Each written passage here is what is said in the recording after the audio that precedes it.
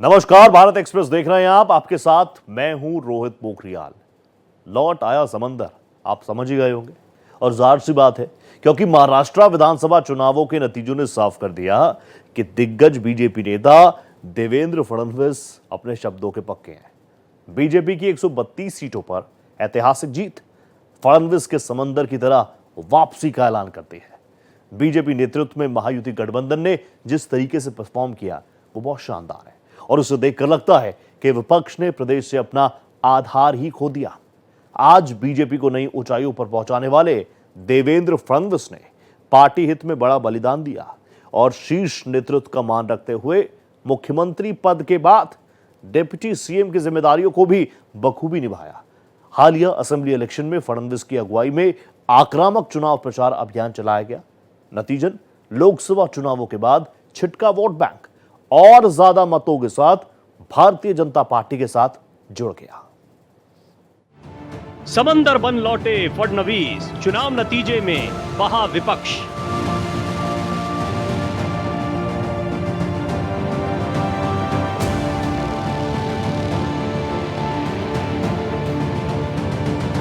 महायुति बना महाबली, फडणवीस ने ऐसी चाल चली।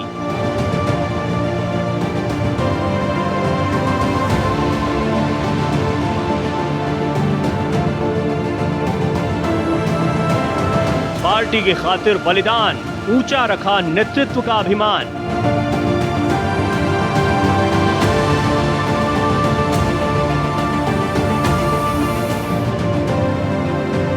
चलाया आक्रामक अभियान, छिटका वोट बैंक फिर मेहरबान।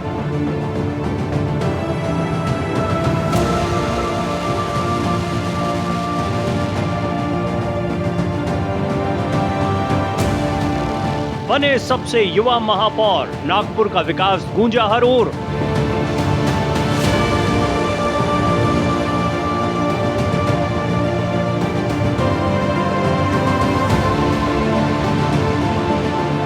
बीजेपी संघ की पहली पसंद, कार्यकर्ताओं में भरी नई उमंग।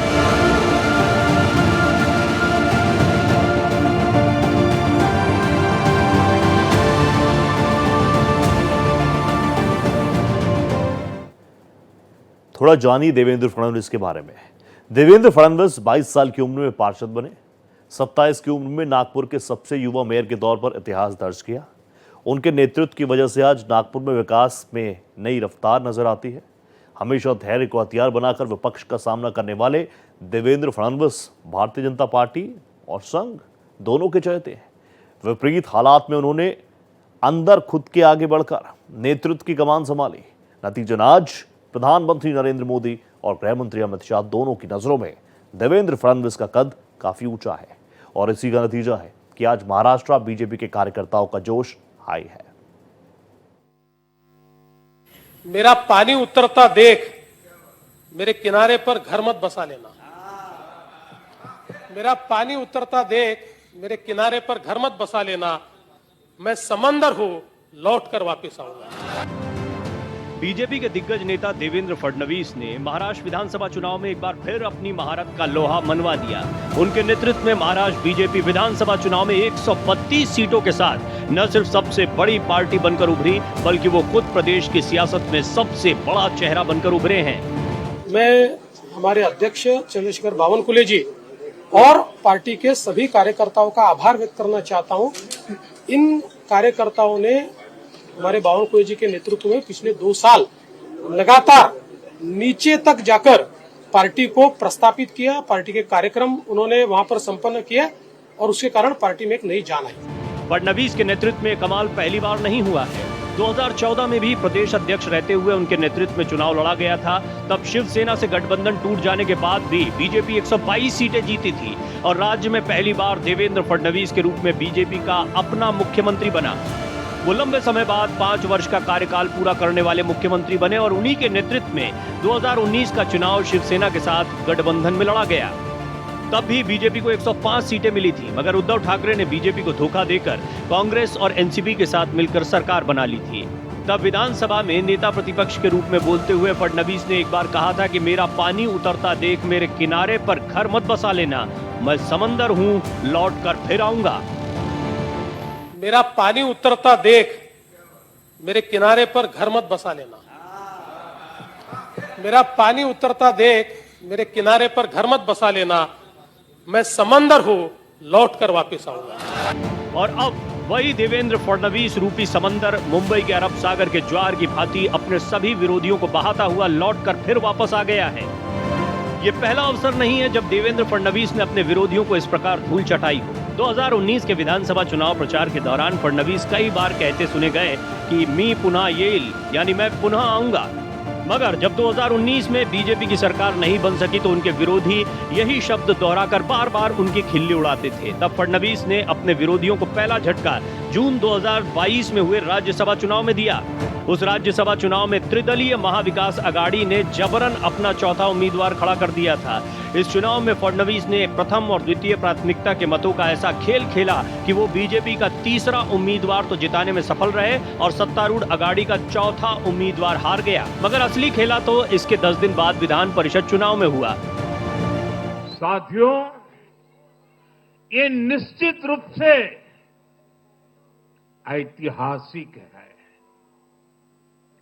ये भाजपा के गवर्नेंस मॉडल पर मुहर है।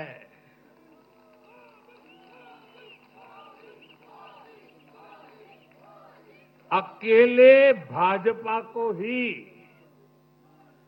कांग्रेस और उसके सभी सहयोगियों से कहीं अधिक सीटें महाराष्ट्र के लोगों ने दी है। ये दिखाता है कि जब सुशासन की बात आती है तो देश सिर्फ और सिर्फ भाजपा पर और एनडीए पर भरोसा करता है। समंदर लील गया ठाकरे सरकार। 20 जून 2022 को हुए इस चुनाव में भी फडणवीस अपनी मनमर्जी के उम्मीदवार को जिताने में कामयाब रहे। विधान परिषद चुनाव समाप्त होते ही तब शिवसेना सरकार में वरिष्ठ मंत्री रहे एकनाथ शिंदे ने अपने 16 साथियों के साथ मिलकर उद्धव ठाकरे से बगावत कर दी और सूरत जा पहुंचे। कुछ दिन बाद ये संख्या 40 पर पहुंच गई और उद्धव ठाकरे की सरकार ही गिर गई। फडणवीस ने एकनाथ शिंदे के नेतृत्व में बीजेपी शिवसेना गठबंधन की सरकार बनवाई और अपने केंद्रीय नेतृत्व के आदेश पर स्वयं उप मुख्यमंत्री के रूप में सरकार में शामिल भी हुए।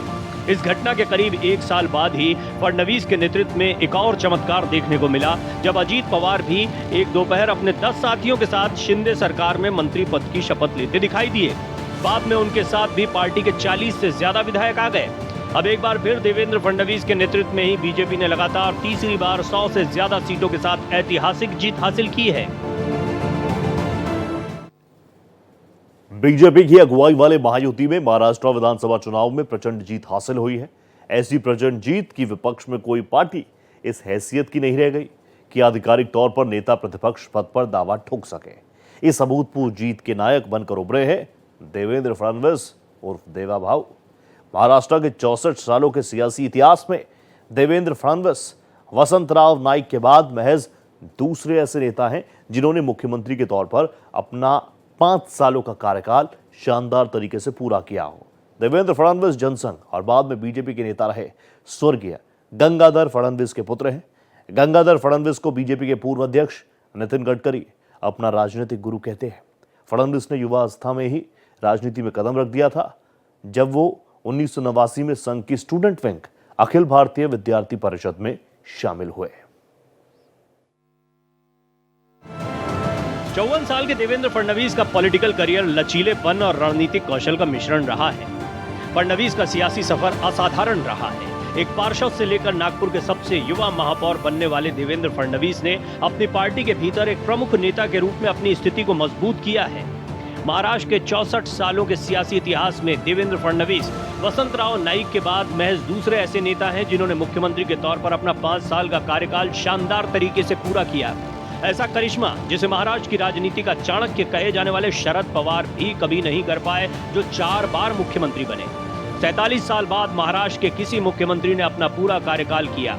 इतना ही नहीं, देवेंद्र फडणवीस सूबे के दूसरे सबसे युवा मुख्यमंत्री बने। फडणवीस बीजेपी के वो कद्दावर नेता हैं जिन्होंने लगातार 3 बार बीजेपी के विधानसभा चुनाव में सेंचुरी लगवाई।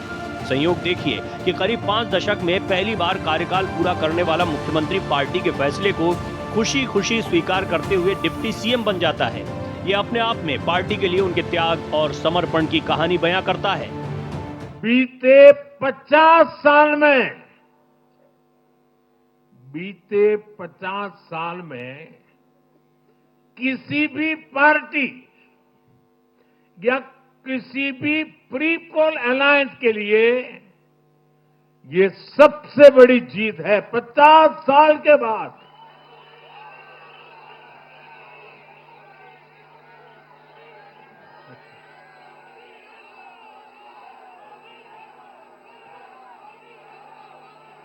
और एक महत्वपूर्ण बात मैं बताता हूं, ये लगातार तीसरी बार है जब भाजपा के नेतृत्व में किसी गठबंधन को लगातार महाराष्ट्र ने आशीर्वाद दिए हैं, विजयी बनाया है। और ये लगातार तीसरी बार है जब भाजपा महाराष्ट्र में सबसे बड़ी पार्टी बनकर उभरी है। बीजेपी की अगुवाई वाले महायुति ने महाराष्ट्र विधानसभा चुनाव में प्रचंड जीत हासिल की।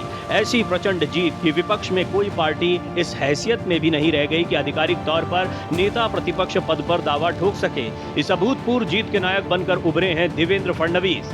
महाराष्ट्र के उप मुख्यमंत्री देवेंद्र फडणवीस ने बीजेपी के मूल वोट बैंक को मजबूत करने के उद्देश्य से विधानसभा चुनाव में एक आक्रामक अभियान चलाया, जिसके बारे में कई लोगों का मानना है कि लोकसभा चुनाव के दौरान ये वोट बैंक पार्टी से दूर चला गया था, लेकिन फडणवीस की मेहनत की बदौलत विधानसभा चुनाव में इसकी घर वापसी हो गई। देवेंद्र फडणवीस पार्षद से लेकर नागपुर के सबसे युवा महापौर भी बने और फिर महाराष्ट्र में बीजेपी के पहले मुख्यमंत्री बनने का इतिहास भी रचा। देवेंद्र फडणवीस बीजेपी के लिए महाराष्ट्र में पोस्टर बॉय रहे हैं। मराठा राजनीति और नेताओं के प्रभुत्व वाले राज्य में आरएसएस की पृष्ठभूमि से आए फडणवीस शिवसेना के मनोहर जोशी के बाद राज्य के मुख्यमंत्री बनने वाले दूसरे ब्राह्मण हैं। फडणवीस का उत्थान 2014 के विधानसभा चुनाव से पहले शुरू हुआ, जब उन्होंने प्रधानमंत्री नरेंद्र मोदी और बीजेपी के वरिष्ठ नेता अमित शाह का भरोसा हासिल किया।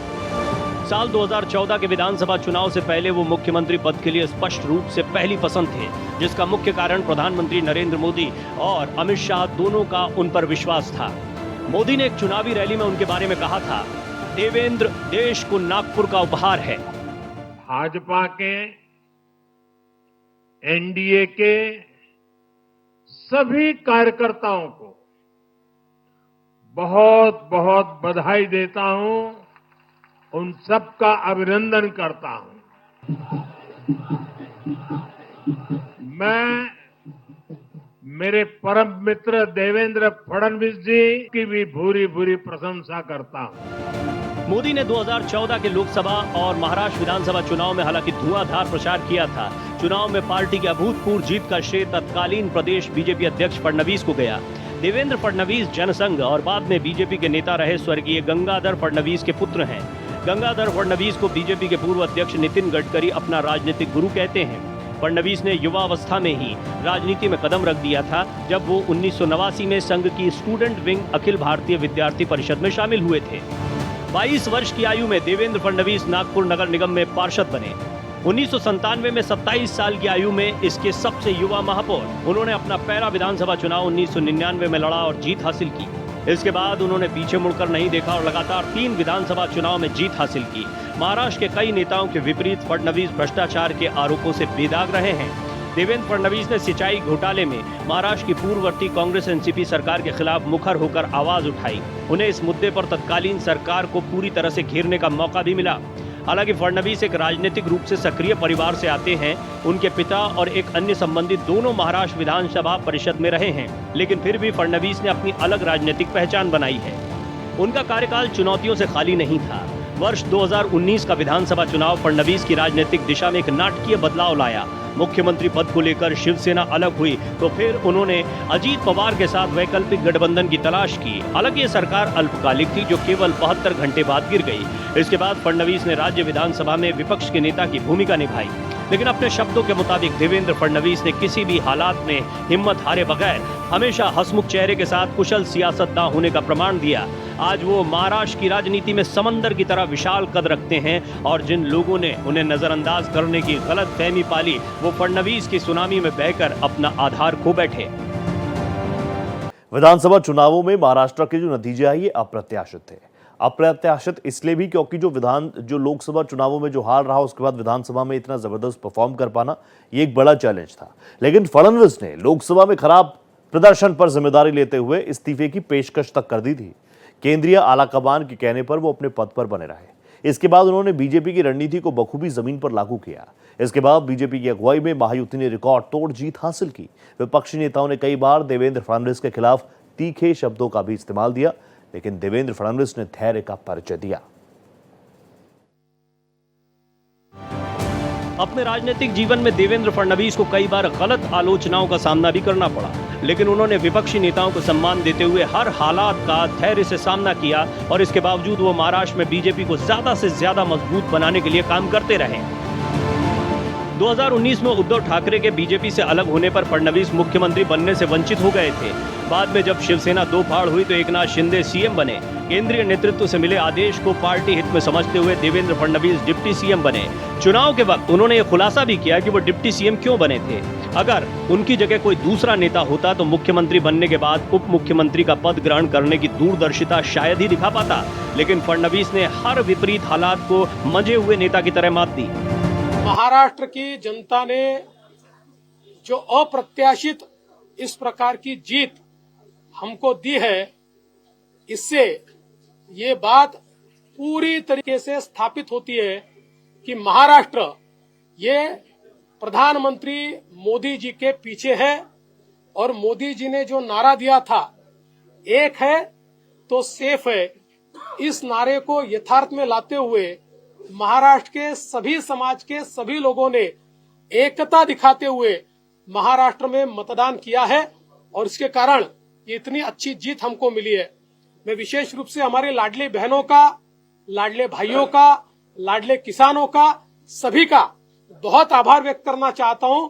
लाडली बहनों ने तो बहुत आशीर्वाद हमको दिया है, जिसके कारण हम लोग निश्चित रूप से एक अच्छा विजय यहाँ पर संपन्न कर पाए। महाराष्ट्र में पहले शिवसेना और फिर एनसीपी के दो फाड़ होने पर फडणवीस ही निशाने पर रहे। उद्धव ठाकरे ने उन्हें चुनौती दी और कहा, या तो आप रहेंगे या मैं रहूंगा। मनोज जरांगे ने भी फडणवीस पर हमले बोले और उनके करियर को खत्म करने की धमकी दी। कांग्रेस चीफ नाना पटोले ने फडणवीस की राजनीतिक सूझबूझ पर सवाल उठाया तो शरद पवार ने उन्हें अनाजी पंथ कहकर उनकी जाति पर तंज कसा। लेकिन देवेंद्र फडणवीस ने कभी भी धैर्य नहीं खोया और बीजेपी हित में सदा मुश्किल हालात के बीच डटे रहे। विपक्षी नेताओं ने उनकी पत्नी अमृता फडणवीस पर हास्यास्पद टिप्पणियां की। दो पार्टियों को तोड़ने और उन्हें एक साथ लाने के लिए उनकी आलोचना की गई। संक्षेप में कहें तो उन्हें आलोचनाओं का केंद्र बनाया गया। हमारे मुख्यमंत्री एकनाथ शिंदे जी, उप मुख्यमंत्री अजितदादा पवार जी, रामदास अठौले जी और हमारे साथ की जितनी छोटी पार्टियां हैं, हम सब लोग एक साथ रहे, एक साथ मिलकर हमने ये काम किया। इसलिए मैं ऐसा मानता हूं कि इस एकता का ये विजय है। जो हमारी महायुति थी, अभेद्य इस प्रकार की महायुति थी, महायुति का ये विजय है ऐसा मैं मानता हूं। और साथ साथ मैं हमारे प्रधानमंत्री जी का तो आभार व्यक्त करता हूं, उनके कारण ही हमको ये जीत मिली है। लेकिन हमारे देश के गृह मंत्री श्री अमित शाह जी, जिन्होंने महाराष्ट्र में आकर कार्यकर्ताओं में एक ऊर्जा का संचार किया, मैं उनका भी आभार व्यक्त करता हूं। हमारे राष्ट्रीय नेतृत्व हमारे नड्डा जी है, हमारे राजनाथ जी है, हमारे नितिन गडकरी जी है, इनका भी आभार व्यक्त करता हूं। हमारे जो चुनाव के प्रभारी है, हमारे जो महाराष्ट्र से मंत्री है, इन सभी का मैं बहुत दिल से आभार व्यक्त करता हूं कि पूरी पार्टी ताकत से हमारे साथ खड़ी हुई। देवेंद्र फडणवीस ने सबका सामना किया, उन्होंने संयम बनाए रखा। लोकसभा में हार के बाद भी उन्होंने संयम बनाए रखा और अपनी चालों और रणनीतियों को बखूबी अंजाम दिया और विधानसभा चुनाव में महायुति गठबंधन को राज्य के इतिहास की सबसे बड़ी जीत दिलाई। फडणवीस ने लोकसभा में खराब प्रदर्शन पर जिम्मेदारी लेते हुए इस्तीफे की पेशकश की थी। केंद्रीय आलाकमान के कहने के बाद वो पद पर बने रहे। जानकारों के मुताबिक लोकसभा चुनाव में महाराष्ट्र की जनता ने केंद्रीय नेतृत्व के लिए अपना फैसला सुनाया था, जबकि हालिया जनादेश महाराष्ट्र और देवेंद्र फडणवीस के लिए है। बीजेपी ने 2014 में प्रचंड मोदी लहर में 122 और 2019 में 105 सीटें जीती थीं। लेकिन लोकसभा चुनाव के 5 महीने बाद फडणवीस ने वो कर दिखाया जो सियासी पंडितों के लिए भी अकल्पनीय है। बीजेपी ने अपने बूते पर 132 सीटें जीती हैं। एक निर्दलीय के समर्थन के साथ पार्टी का अपना संख्या बल 133 हो गया है। शिंदे और अजीत के दलों में कुल 9 बीजेपी नेता जीते हैं। ऐसे में विधायकों की कुल संख्या 142 पहुंच रही है। महाराष्ट्र में विकास, हिंदुत्व और सभी जातियों को साथ लेकर चलाने की क्षमता फडणवीस की तुलना में महाराष्ट्र के अन्य किसी चेहरे में नजर नहीं आती।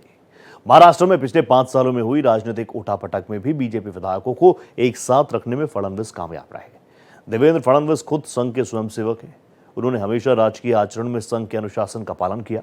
देवेंद्र फडणवीस के असाधारण नेतृत्व का ही नतीजा है कि आज महाराष्ट्र में बीजेपी ने ऐतिहासिक जीत दर्ज की है। पार्टी और आरएसएस के प्रति उनके समर्पण की भावना से बीजेपी आलाकमान और संघ मुख्यालय दोनों बेहद प्रभावित हैं। नतीजन देवेंद्र फडणवीस का भविष्य चारों तरफ से उज्जवल नजर आता है। इसी के साथ हमारी इस खास पेशकश में फिलहाल इतना ही। दीजिए इजाजत। नमस्ते।